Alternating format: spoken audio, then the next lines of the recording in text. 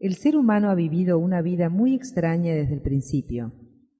Extraña en el sentido de que se necesita que existan los idiotas. Si no hubiese idiotas no habría sabios. Si no hubiese idiotas no existirían los supuestos gigantes intelectuales. Es casi una necesidad que la categoría de los idiotas siga existiendo. Hasta ahora, nadie ha investigado en las capas más profundas del funcionamiento de la sociedad, pero su funcionamiento solo puede ser considerado absolutamente criminal.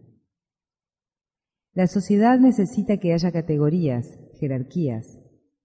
Hasta la fecha, la sociedad ha sido muy competitiva y la misma idea de competencia es peligrosa para los seres humanos.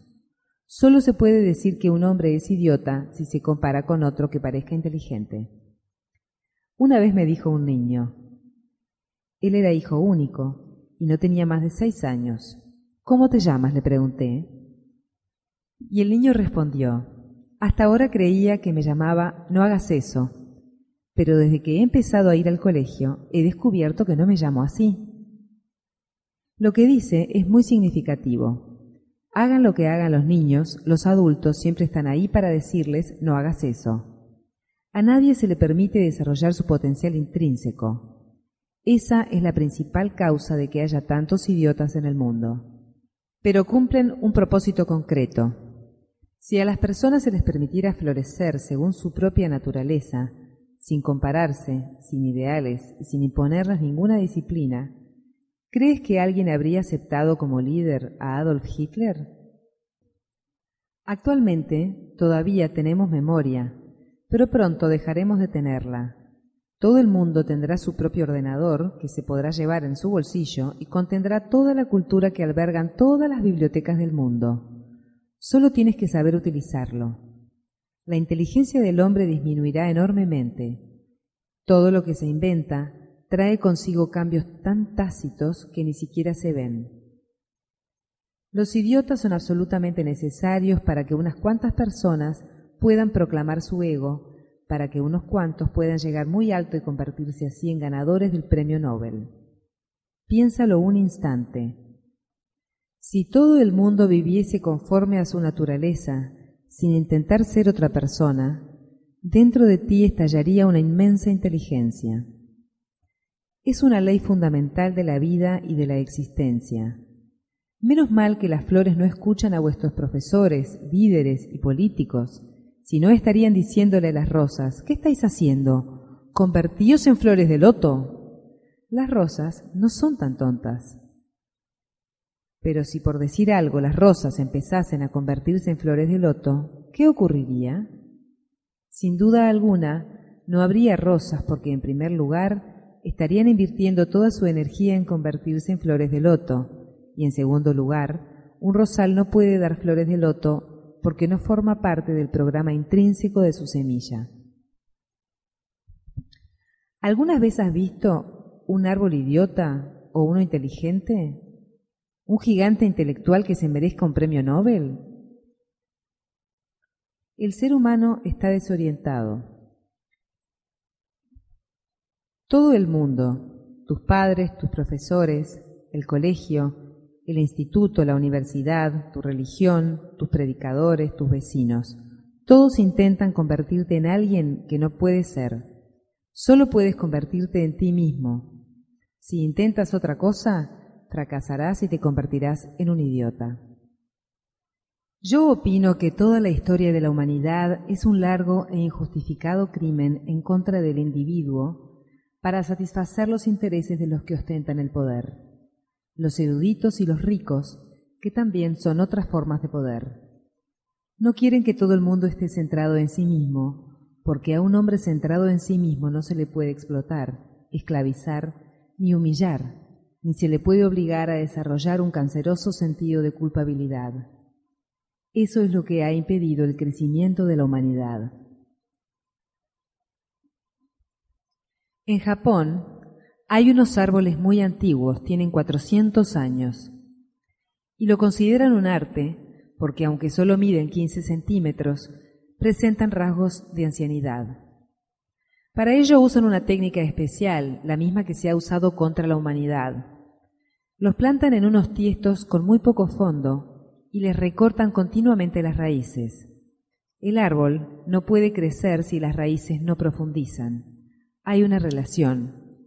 Cuanto más alto es el árbol, más profundas tienen que ser las raíces para que pueda mantenerse en pie. De lo contrario, se caería.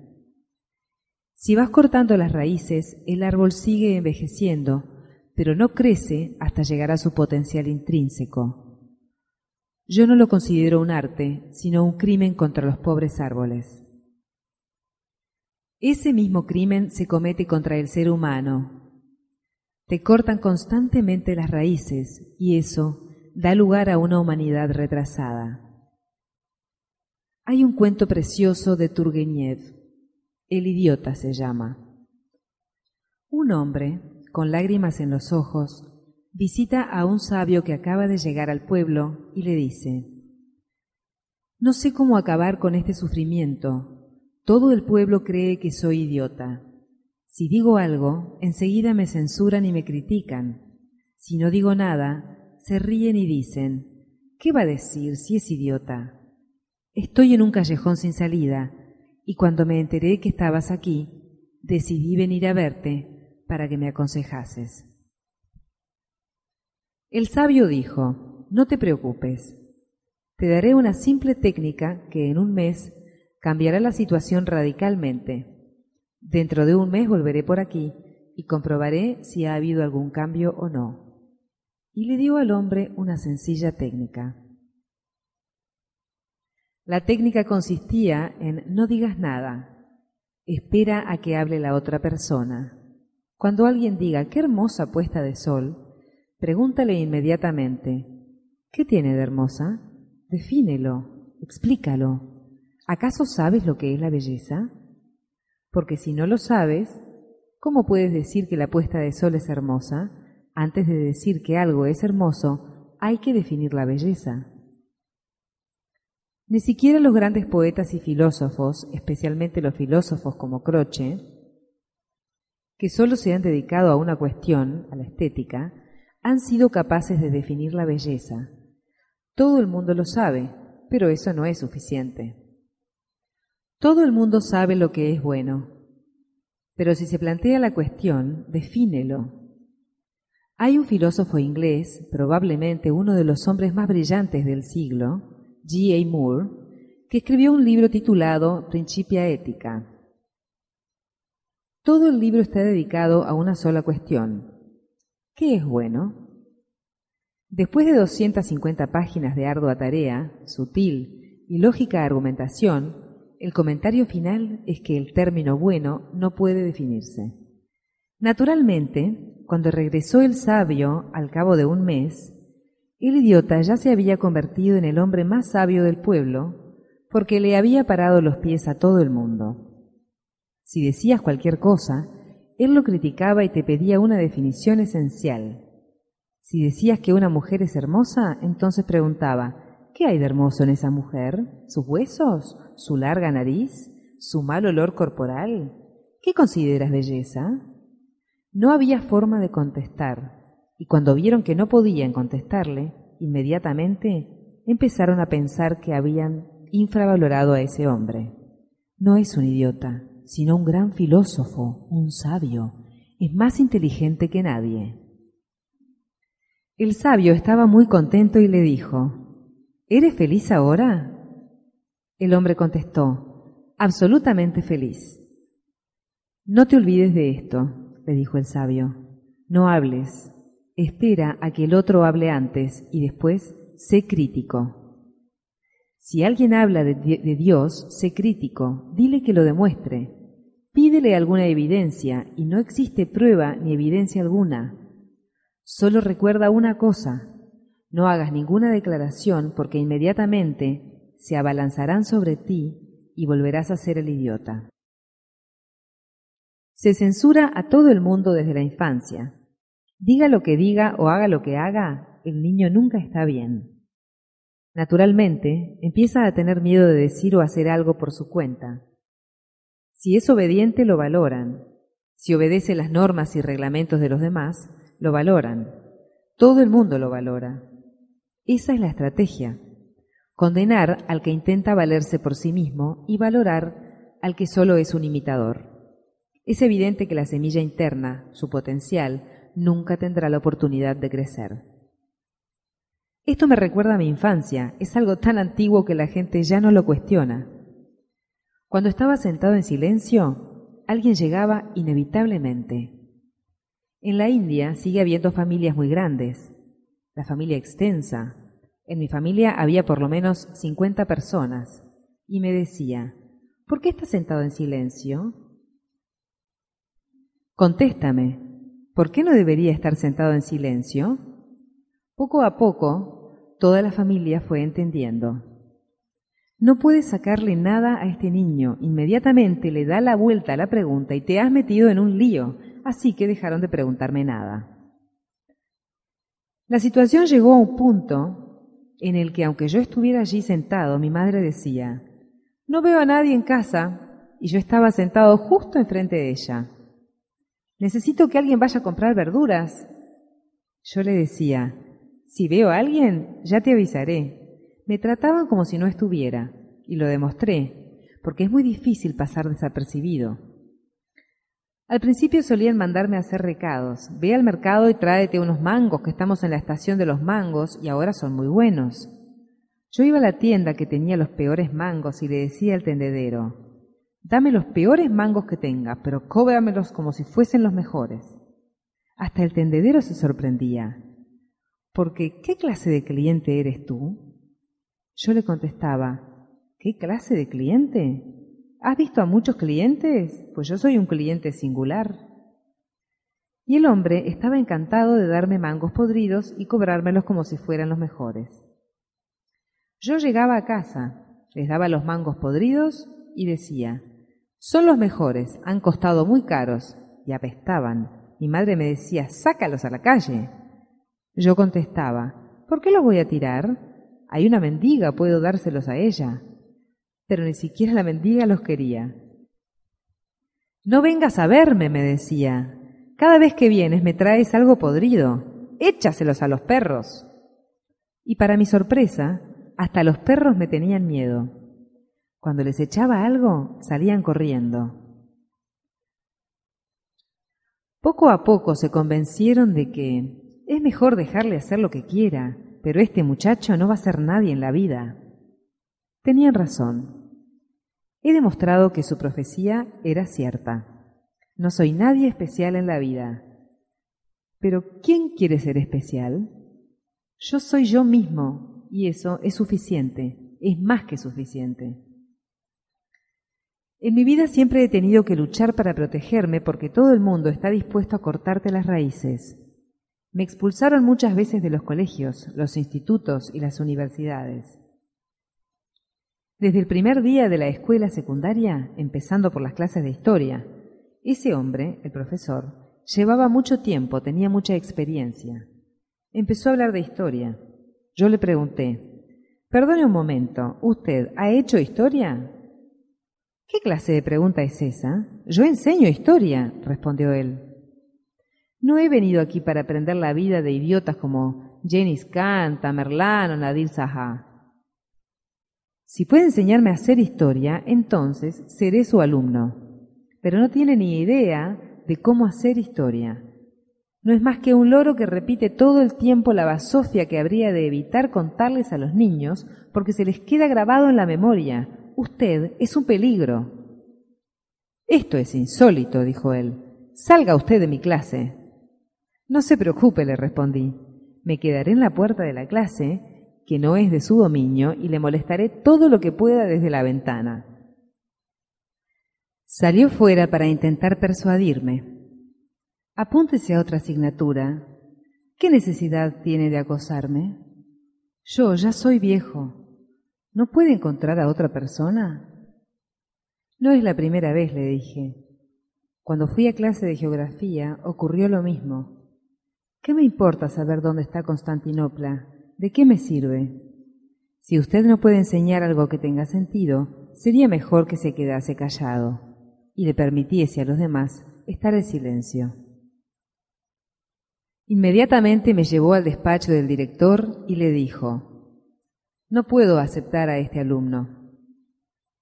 El director estaba en un apuro y me dijo: «No hay ni un profesor que esté dispuesto a aceptarte. ¿A dónde te voy a mandar?» «Usted no tiene mucho trabajo. Siempre está sentado en su despacho de director. Yo podría sentarme aquí con usted, y si tiene algo inteligente que decir, puede hacerlo. O si se me ocurre algo inteligente a mí, lo diré. Si no, podemos quedarnos en silencio». El director dijo: «¿Pero ha venido a aprender algo?» «No», le respondí, «he venido para ser yo mismo. Si puede enseñarme, ayudarme, apoyarme y animarme a ser yo mismo, entonces me quedaré en este colegio. Si no, ya buscaré otro». Pero siempre pasaba lo mismo. Me expulsaban de todos los institutos. Los directores me decían: «Siento tener que expulsarte, porque no has hecho nada malo, pero eres un poco raro». En el primer instituto que entré, quería aprender lógica. Un viejo profesor que tenía todos los títulos honoríficos y que había escrito muchos libros, empezó a hablar sobre el padre de la lógica occidental, Aristóteles. «Un momento», le pregunté. «¿Sabe usted que Aristóteles escribió un libro donde dice que las mujeres tienen menos dientes que los hombres?» «Dios mío», respondió, «¿a qué viene eso? ¿Qué tiene que ver eso con la lógica?» «Tiene mucho que ver con todo el proceso de la lógica. ¿Sabe que Aristóteles tenía 2 mujeres?», pregunté. «No lo sabía. ¿De dónde saca esa información?», inquirió. «Pero sabe que en Grecia tradicionalmente, durante siglos, las mujeres siempre tenían menos de todo que los hombres. Por lo tanto, no podían tener el mismo número de dientes. ¿Y considera a Aristóteles el padre de la lógica?», le dije. Ya que tenía 2 mujeres, podía haberse molestado en contarle los dientes, pero no lo hizo. Su afirmación no tiene lógica, simplemente la ha tomado de la tradición, y yo no puedo confiar en alguien que tiene 2 mujeres y afirma que éstas tienen menos dientes que los hombres. Es una actitud machista. Un filósofo lógico debería de estar por encima de los prejuicios». Viendo la situación, el profesor amenazó al director con renunciar a su puesto si no me expulsaban del instituto. «Dejó de ir al instituto», dijo, «esperaré 3 días». El director no podía renunciar a un profesor con experiencia. Me llamó a su despacho y me dijo: «Nunca hemos tenido ningún problema con él. Es un hombre muy amable. ¿Qué has hecho?». «Justo en el primer día». Le conté toda la historia y dije: «¿Cree que merezco ser expulsado por eso?». Mis preguntas eran absolutamente relevantes, y si el profesor de lógica no puede responder, ¿quién lo va a hacer? El director era una buena persona. «No te voy a expulsar», me dijo, «porque no creo que hayas hecho nada malo, pero tampoco puedo permitirme perder al profesor, de modo que haré gestiones para que te admitan en otro instituto». Pero mi fama había llegado a todos los institutos. En la ciudad había por lo menos 20 que posteriormente se unieron y se convirtieron en una universidad de mucho prestigio. Me mandó a otro director con una carta de recomendación, pero seguramente la llamó antes para avisarle. No creas lo que dice la carta de recomendación, la tuve que escribir para librarme de este alumno. No es malo, pero es absolutamente individualista y eso te va a ocasionar problemas. Fui a ver al otro director que me estaba esperando. Solo te puedo admitir bajo una condición, me dijo, que no asistas a clase. Y entonces, ¿qué ocurrirá cuando haya exámenes?, le pregunté. Aunque no asistas, no te pondré falta, pero será un pacto de secreto entre tú y yo, me respondió. De acuerdo, le dije. De todas formas, los profesores no están al día. ¿Pero puedo entrar en la biblioteca? Puedes ir a la biblioteca sin ningún problema, pero no asistas a clase, porque no quiero más quejas de ningún profesor por tu causa, contestó. Pero yo nunca había causado problemas, simplemente hacía preguntas que si realmente hubieran sido honestos, habrían dicho, ya me informaré, en este momento no lo sé. Pero no lo sé es una de las cosas más difíciles de decir. Cuando estaba en la universidad, curiosamente, mi primer encuentro fue con el vicerrector. Era el primer día. Él estaba hablando. Era una serie sobre Gautama Buda. Y dijo, siempre he lamentado no haber nacido en los tiempos de Gautama Buda. De haber sido así, habría ido a verle y me habría sentado a sus pies. Era un anciano. Había sido jefe del departamento de historia en Oxford. Al retirarse, le nombraron vicerrector de esta universidad. Yo me levanté y le dije, tendrá que volver a considerarlo. ¿A qué se refiere?, me preguntó. Krishnamurti, Aurobindo, Maharshi son contemporáneos suyos. ¿Puedo preguntar si ha ido a verlos, a aprender algo de estas personas?, le dije. Y si no ha ido a verlos, ¿cómo se atreve a decir que siente cierta tristeza por no haber nacido en los tiempos de Buda? Puedo asegurarle que tampoco habría ido a ver a Buda. En el auditorio se hizo un silencio absoluto. Pero el vicerrector, sin duda, era un caballero, y dijo, comprendo su punto de vista y retiro mis palabras. He oído hablar de Aurobindo, pero nunca he ido a verle. También he oído hablar de Ramana Maharshi y de Krishnamurti, y tampoco he ido a verlos. Tiene razón. ¿Por qué no pasa más tarde y hablamos?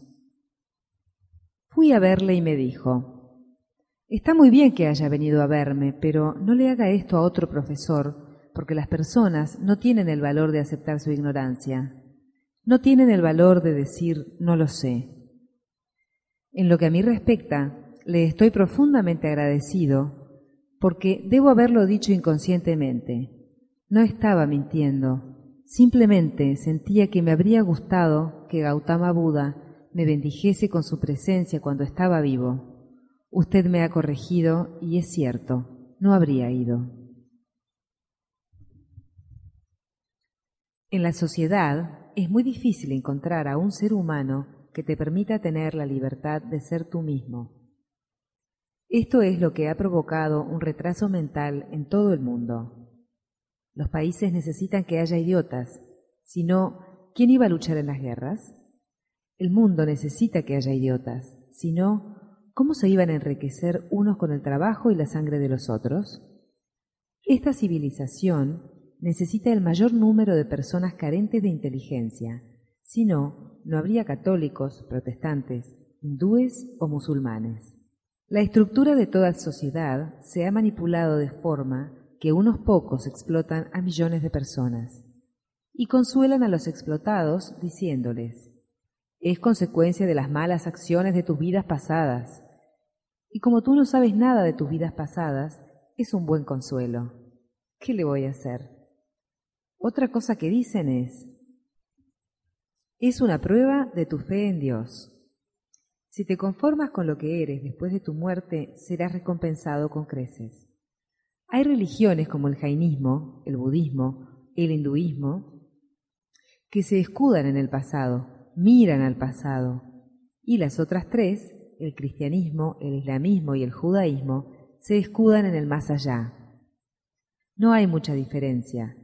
Todo lo que sucede, sucede en esta vida, pero ellos lo están posponiendo. Tanto si es antes o después de la muerte, la táctica sigue siendo la misma. El caso es que tienes que permitir a la gente que te explote y que beba de tu sangre, convencido de que las cosas son así. Quiero que sepas que todas las religiones le han seguido el juego a los intereses establecidos, y por eso hago hincapié en ello. Vuestros sacerdotes solo están al servicio de los políticos. La historia de la humanidad es un desastre, y hasta que no empecemos a rebelarnos como individuos, olvidándonos de las nacionalidades, las religiones y las razas, y declaremos que el globo terráqueo nos pertenece a todos, y que las tierras de los mapas son falsas y artificiales, hasta que el individuo no cambie el sistema educativo.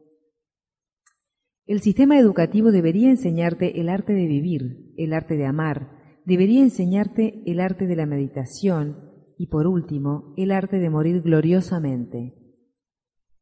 Tu sistema no es educativo. Solo engendra oficinistas, jefes de estación, carteros, soldados, y eso es lo que llamáis educación. Te han engañado, pero este engaño ya dura tanto tiempo que ya no te das cuenta y seguís yendo por el mismo y viejo camino. Me declaro en contra de todo el pasado de la humanidad. No ha sido un pasado civilizado, no ha sido humano, no ha sido favorable para el florecimiento de las personas, no ha habido una primavera. Ha sido un desastre, se ha convertido en un crimen a gran escala, pero alguien tiene que levantarse contra todo esto y darle importancia al hecho de que no somos dueños de nuestro pasado. Entonces empezaremos a vivir de acuerdo con nuestro ser interno y crearemos nuestro propio futuro. No permitiremos que el pasado interfiera en nuestro futuro. Me gustaría que la única oración que aceptases fuera la risa, porque cuando te ríes estás totalmente presente. No puedes reírte en el futuro ni en el pasado. Los que han creado esta humanidad tan corta de inteligencia le han arrebatado toda la gracia, la risa y las sonrisas, y han empujado a todo el mundo a la falsedad. Si no eres auténtico, sincero, nunca podrás desarrollar la semilla que este gran universo compasivo te ha entregado. La vida no debería ser una cosa seria, sino una diversión, un juego. Cada individuo debería tener la absoluta libertad de ser él mismo. La única restricción debería ser interferir en la esfera vital de los demás individuos, ya sea tu mujer, tu marido o tu hijo. Para mí, la cualidad principal de un ser realmente religioso es un enorme respeto hacia el individuo. Sé tú mismo y deja a los demás que sean ellos mismos. Entonces, esta vida, este planeta, pueden convertirse aquí y ahora en el paraíso del loto. Pero hay que hacer algo cuanto antes, porque todos esos idiotas están preparándose para un suicidio global. Hasta que no te rebeles contra el pasado y todo su legado, no podrás salvar a la humanidad. Y a esos bellos árboles, a esos pájaros que cantan, a este pequeño planeta que acaba de desarrollar la conciencia. Los científicos dicen que es posible que haya millones de planetas en el universo, pero de momento no hay ninguna prueba de ello. La única prueba de que la vida ha llegado a este estado de conciencia, de amor, de silencio y de experimentar el cosmos, es la Tierra. Hay que salvar a toda costa la Tierra y a las personas que viven en ella de la catástrofe que está causando todo vuestro pasado. Es necesario que haya una discontinuidad absoluta. Habría que quemar todos los libros de historia. El sistema educativo debería basarse en el aspecto lúdico, el amor y la libertad, la conciencia y un enorme respeto por todo lo que está vivo. Esa es mi visión. Tenemos poco tiempo. Esos idiotas llevan trabajando desde hace miles de años y han llegado a un punto que tienen la capacidad de destruir la Tierra 7 veces. Se está acumulando una fuerza destructiva tan grande que a menos que algunos individuos reúnan el suficiente coraje para plantarle cara al pasado, no estoy diciendo que tengas que elegir lo bueno y rechazar lo malo. Eso es imposible porque van juntos. Simplemente hay que borrar todo el pasado como si llegásemos a la Tierra por primera vez y no hubiese historia. Es la única posibilidad que tenemos de crear un hermoso mundo lleno de amor, lleno de fragancia y profundo respeto hacia los demás. El pasado ha estado siempre centrado en el odio. El futuro solo puede estar centrado en el amor. El pasado ha sido inconsciente. El futuro solo puede ser consciente. A muchos esto les puede parecer un sueño imposible, pero recuerda, a los políticos y los sacerdotes no les debes nada de lo que eres. Lo que eres, si todavía hay en ti una llama encendida, se lo debes a los poetas, los soñadores y los místicos. Solo tenemos dos alternativas: morir con el pasado o renacer en un nuevo futuro. Las revoluciones han fracasado, por eso os hablo de rebelión.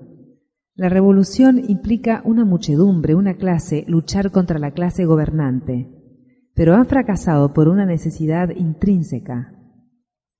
Para luchar contra la clase gobernante tienes que usar sus propios medios, pero en cuanto tengas el poder, volverás a hacerle a la humanidad las mismas maldades que hicieron tus predecesores. La belleza de la rebelión es que es individual y no hay nada contra qué luchar. Se trata simplemente de eliminar todo el pasado de tu conciencia. Limpiaros y volvéis a convertirnos en Adán y Eva. Volved a desobedecer a Dios. Es la única posibilidad de que esta visión se convierta en realidad. No te preocupes por el resto del mundo. Basta con propagar la idea de rebelión a una pequeña minoría de seres humanos. Una simple semilla puede reverdecer toda la tierra, y la rebelión de un solo hombre puede crear un mundo nuevo, una humanidad completamente nueva. Yo no estoy a favor de las revoluciones organizadas, porque todas las organizaciones, en esencia, destruyen al individuo. Estoy a favor del individuo y su dignidad. Por encima del individuo no hay nada. Tenemos que dar ese enorme salto cuántico desde la vida organizada hacia el florecimiento individual. Es posible. Si es posible para mí, que no pertenezco a ninguna religión, a ninguna nación y a ningún tipo de organización, también lo será para ti. Y si este fuego de individualidad se extiende, puede acabar convirtiéndose en un gran incendio porque en el fondo todo individuo está sufriendo. Quiere rebelarse contra todo lo que le han reprimido, contra todo lo que le han impuesto. No hay mejor momento. El siglo está llegando a su fin y lo que está claro es que el mundo antiguo no puede continuar. Quiero dejar claro que el viejo mundo no significa todo el planeta. El viejo mundo significa la vieja estructura de la humanidad. Eso es lo que va a morir. Pero podemos salvar a algunos individuos y el comienzo está próximo. Más que preocuparte por lo viejo, debes celebrar lo nuevo. Estoy completamente seguro de que en los momentos de crisis, y esta es la mayor crisis que ha tenido que afrontar jamás el ser humano, las personas se unen para dar un salto cuántico a algo absolutamente desconocido. El mundo no está fuera de ti, tú eres el mundo. De modo que vayas a donde vayas, llevarás el mundo contigo. El verdadero cambio que se tiene que producir no es de lugar, no tiene que producirse fuera, sino dentro. ¿A qué me refiero con el verdadero cambio? No me refiero a que tengas que mejorar, porque mejorar es otra mentira. Mejorar significa que continuarás puliendo tu personalidad. Puede llegar a ser maravillosa, pero recuerda que cuanto más maravillosa, más peligrosa, porque más difícil te resultará desprenderte de ella. Por eso, a veces un pecador se transforma en santo, pero las personas respetables nunca se transforman, no pueden, porque tienen una personalidad muy valiosa, con muchos adornos, muy pulida, y han invertido mucho en esa personalidad. Su vida entera ha sido una especie de continua pulimentación. Les costaría demasiado abandonar esa maravillosa personalidad. Un pecador sí puede hacerlo, porque no ha invertido nada en ella. Aún más, está harto de ella, de tan fea como es. Pero, ¿cómo podría desprender tan fácilmente una persona respetable, con tantas recompensas como le ha dado, con tantos beneficios como le ha reportado? Con ella ha ganado respetabilidad, le ha hecho ascender, va a llegar al culmen del éxito. Le resulta muy difícil dejar de ascender por los peldaños del éxito. Es una escalera sin fin por la que se puede subir eternamente. Cuando se triunfa en el mundo, resulta muy difícil parar. Resulta difícil parar cuando te estás enriqueciendo, cuando te estás haciendo famoso. Cuanto más refinada sea la personalidad, más se afianza. Por eso, no digo que tengas que mejorar. Desde Buda a Hakuin, ninguno de los grandes maestros ha hablado de que haya que mejorar. Ojo con los llamados libros para mejorar, de desarrollo personal. El mercado está lleno de esos libros y hay que tener mucho cuidado con ellos, porque esa mejora no te llevará a ninguna parte. No se trata de mejorar, porque con mejorar solo se consigue aumentar la mentira. Mejorará la personalidad, se pulirá más, se hará más sutil, más valiosa, pero eso no equivale a la transformación. La transformación no se produce mejorando la personalidad, sino abandonándola. La mentira no puede convertirse en la verdad. No hay forma alguna de mejorar la mentira para que se convierta en la verdad. Siempre seguirá siendo la mentira. Parecerá cada día más la verdad, pero seguirá siendo la mentira. Y cuanto más verdad parezca, más te absorberá, más se arraigará en ti. La mentira puede parecer hasta tal punto la verdad que es posible olvidarse de que en realidad es mentira. La mentira te dice, ve en busca de la verdad, mejora tu carácter, tu personalidad, busca la verdad, transfórmate en esto, transfórmate en lo otro. La mentira no para de ofrecerte nuevas actividades. Haz esto y todo irá bien y serás feliz para siempre. Haz esto, haz lo otro. ¿Que esto falla? No importa. Tengo otros planes para ti. La mentira no para de ofrecerte planes y tú sigues esos planes malgastando tu vida. En realidad, la búsqueda de la verdad también procede de la mentira. Resulta difícil de comprender, pero es algo que hay que comprender. La búsqueda de la verdad deriva de la propia mentira. Es la forma de protegerse que tiene la mentira. Si incluso te ofrece la búsqueda de la verdad, ¿cómo puedes sentirte a disgusto con tu personalidad? ¿Y cómo puedes decir que es mentira? Te empuja, te arrastra a ir en busca de la verdad. Pero la búsqueda significa ir a otro sitio, tras que la verdad está aquí y la mentira te impulsa a ir allá. La verdad dice ahora y la mentira dice entonces. La mentira siempre se refiere al pasado o al futuro, nunca al presente. Y la verdad es el presente, este mismo momento, ahora mismo. De modo que el primer tú es la mentira, la actuación, la pseudo-personalidad que te rodea, la cara que ofreces a la galería, la falsedad. Es un engaño. La sociedad te lo ha impuesto y tú has colaborado con ello. Tienes que dejar de colaborar con esa mentira de la sociedad, porque solo cuando te quedas al desnudo eres tú mismo. Todos los ropajes son un invento social. Todas las ideas y las identidades que crees poseer son un invento social, algo que te han creado los demás. Y tienes motivos para hacerlo. De esta forma se aprovechan de ti sutilmente, te explotan. La auténtica explotación no tiene un carácter económico ni político. La auténtica explotación es la psicológica. Esa es la razón por la que todas las revoluciones han fracasado. ¿Cuál es la razón? Que no han indagado en la explotación más profunda, la psicológica. Solo intentan cambiar lo superficial. Si una sociedad capitalista se vuelve comunista, no hay ninguna diferencia. Si una democracia se convierte en dictadura, una sociedad dictatorial se hace democrática, da igual. No existe ninguna diferencia. Son cambios superficiales, un blanqueado, pero en lo más profundo, la estructura sigue siendo la misma. ¿En qué consiste la explotación psicológica? La explotación psicológica consiste en no permitir que nadie sea uno mismo, que nadie sea aceptado tal y como es, que no se respete a nadie. ¿Cómo respetar a las personas si no las aceptamos como son? Si les impones cosas y después las respetas, lo que respetas son tus propias imposiciones.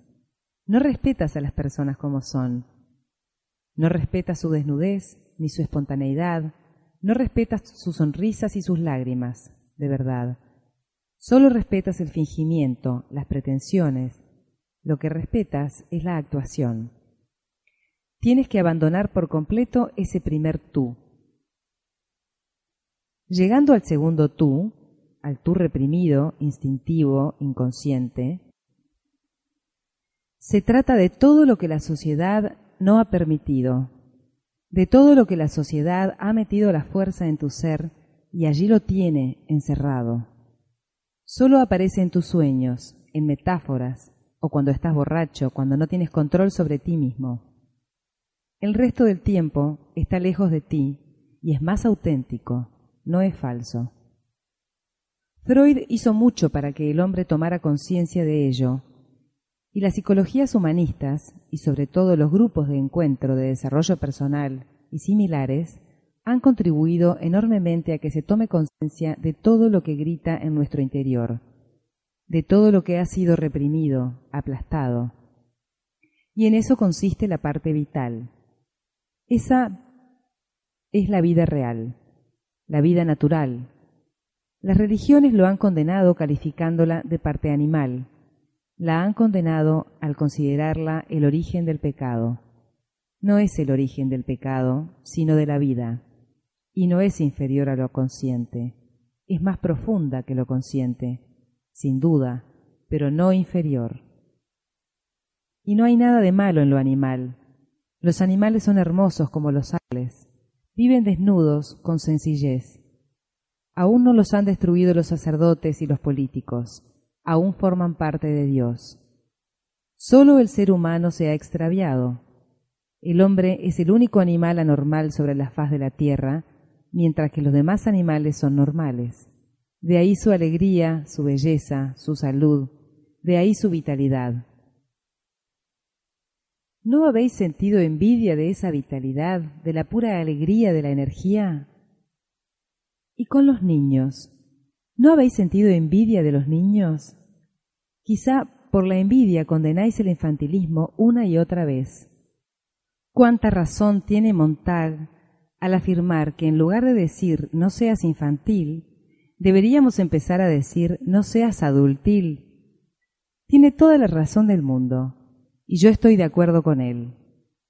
Un niño es hermoso, mientras que un adulto es la fealdad misma.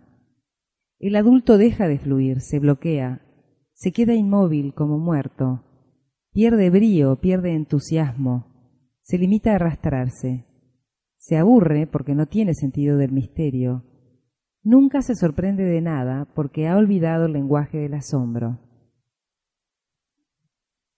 Para un adulto ya no existe el misterio.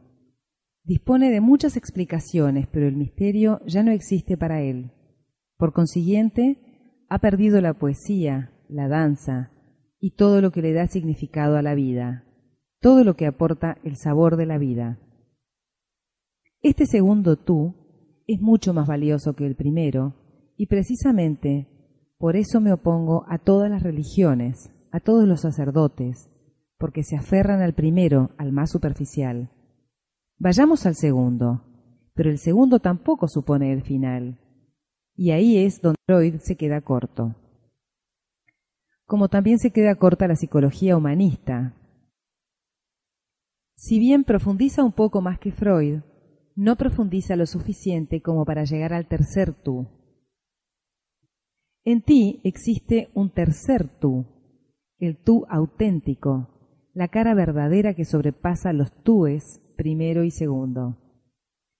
Lo trascendental, la budidad, la conciencia pura, sin fisuras, sin divisiones.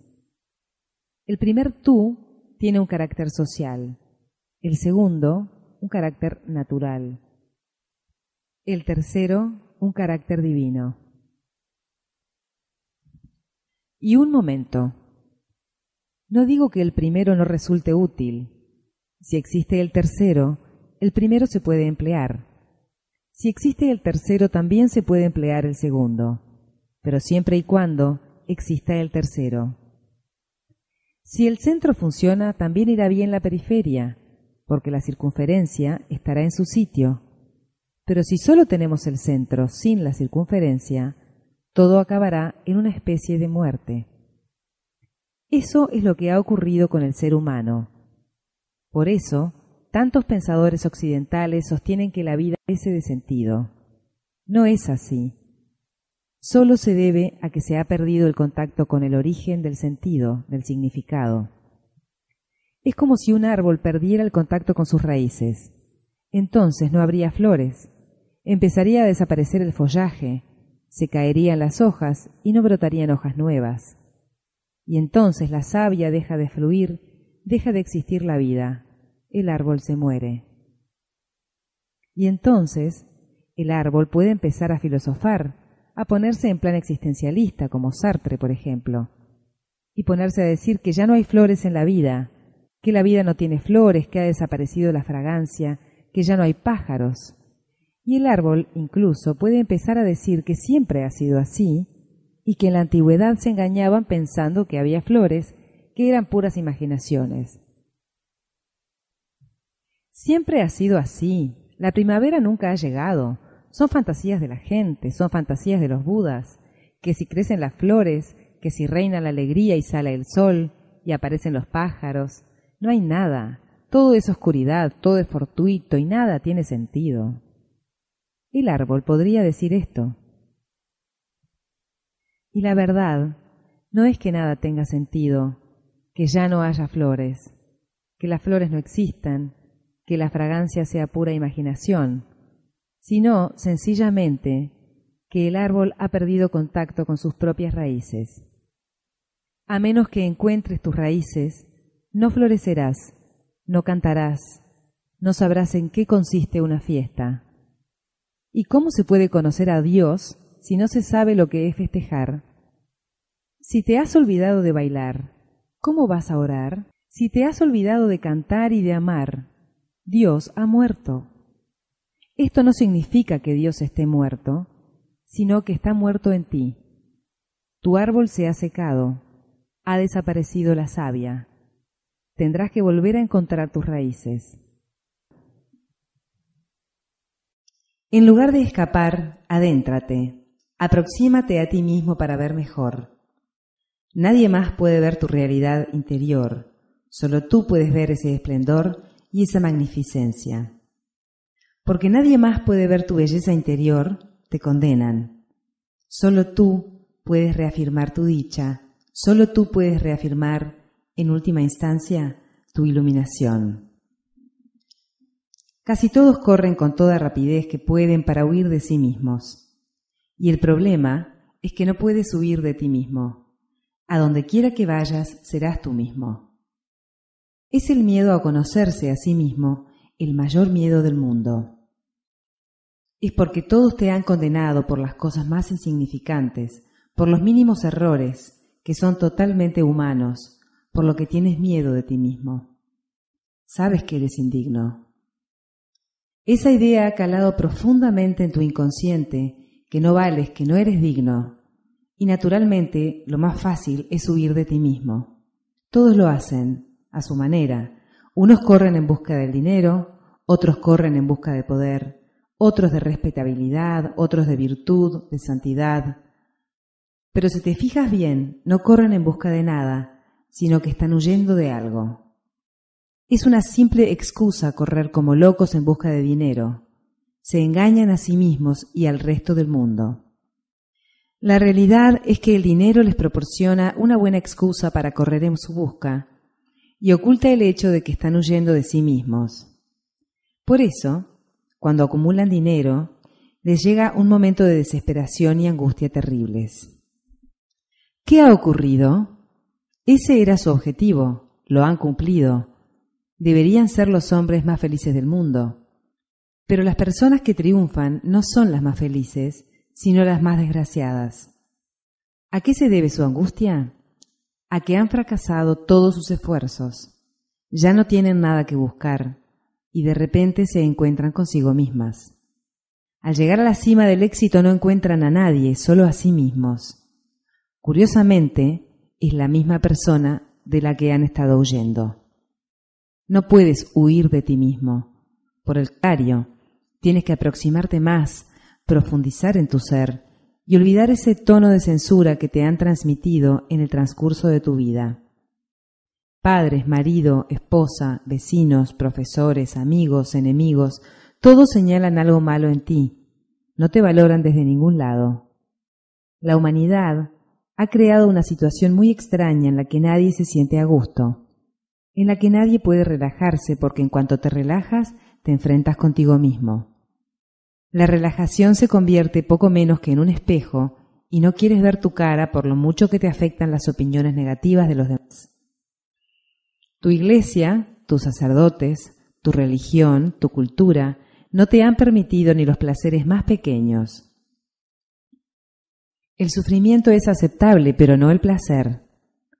En tal situación es natural que te sientas pecador, cuando desde todos los lados y por todos lados solo recibes censuras y condenas. Todas las religiones proclaman a los cuatro vientos desde hace siglos que naciste en el pecado, que tu destino es sufrir. Te han condenado desde tantos lados sin excepción, que es muy natural que cualquier individuo le afecte esa enorme conspiración. Todo el mundo está atrapado en ella. Y te llevarás una sorpresa mayúscula si intentas comprenderlo. Al igual que los demás te condenan, tú condenas a los demás. La conspiración es recíproca. Al igual que tus padres nunca te han aceptado como un ser valioso, tú haces otro tanto con tus hijos sin darte cuenta de que cada cual es como es, que no puede ser de otra manera. Puede fingir ser de otra manera, puede ser hipócrita, pero en verdad siempre seguirá siendo como es.